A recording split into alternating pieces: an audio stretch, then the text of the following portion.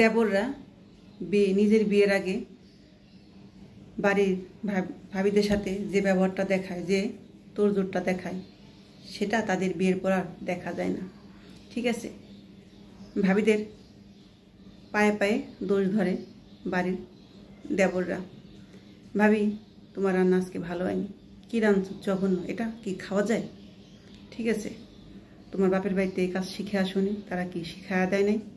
ঠিক আছে, যে এই কাজটাও করতে পারো না, বাপের বাড়িতে গিয়ে আগে কখনো ওই জিনিস খাওনি, যে এটা রান্না করতে পারো না।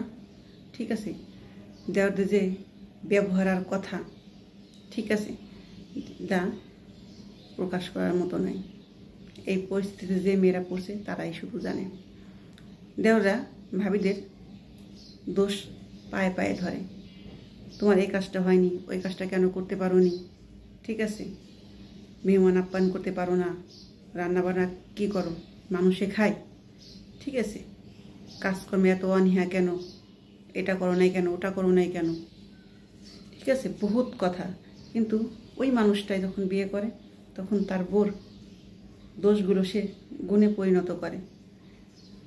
সে ভয়ঙ্কর দোষ করলেও তার কোনো দোষ নেই, তখন তাকে বলবে না। সে বিচ্ছিরি জঘন্য রান্না করলেও বলবে খুব টেস্ট হয়েছে এবং অনেক মজা হয়েছে।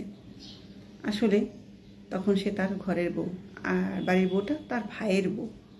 ঠিক আছে, তাই পরের বাড়ির মেয়েকে সে যা নয় তাই বলতে পারে। ভাবিদের উপর যে খবরদারি করে, অত্যাচার করে, সেটা যদি ঘরের বউয়ের উপর করতো, কখনো সে মেয়ে থাকতো না। কারণ বাড়ির বউরা অসহায়, তাই তারা মুখ বুঝে সবটা সহ্য করে নেয়, কিছু করার নেই।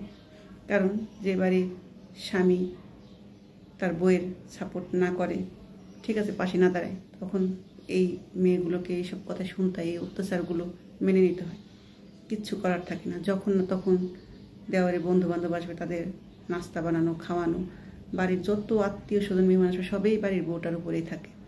একটু তিটু হলে বলবে মা বাবার বাড়ি কি এগুলো শেখাই নাই, তখন বাজে বাজে কথা বলবে। আর দেওয়ারের যে ভয়ঙ্কর রূপ, সেটা না বললেই নয়, জঘন্য খারাপ আচরণ। ঠিক আছে, কারণ পরের বাড়ির মেয়েকে আঙুল তুলে কথা বলাই যায়। যখন নিজের ঘরের বউ, তখন নিজের বউ, তাকে কিছু বলার সাহস পায় না।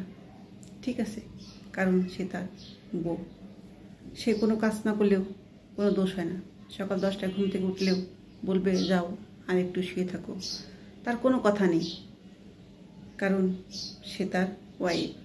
আর বাড়ির বড় বউটা যদি লেট করে ওঠে, একটু শরীর খারাপ হয়, তখন বলবে নবাবজাদি, বড় লোকের মেয়ে, তাই লেট করে উঠছে, বাপের বাড়ি কিছু নেই, এদিকে নেই ওদিকে আছে। সে যে কথাগুলো বলে, ঠিক আছে, যা ভাষায় প্রকাশ করার মতো না। কিন্তু বাড়ির বউটা অসহায়, সব মেনে নিয়ে ঠিক সংসার করে। এটাই হলো দেওরের পরিণতি।